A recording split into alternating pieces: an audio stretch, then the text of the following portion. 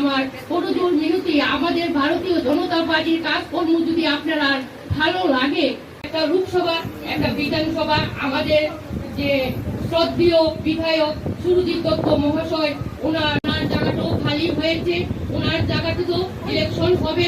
এই ইলেকশন আমাদের কাজ করার গতিকে উনি বাড়িয়েছেন। আর ওনার যে কাজ করার গতি দেখে জানেন তাই কি কাজ করে গেছেন, তাহলে সব সময় আমাদেরকে ফোন করে বলতো এই তুই এই কাজ করেছিস সেই কাজ, প্রত্যেকটা বুথ প্রেসিডেন্টকে সবসময় জয়যুক্ত করবে।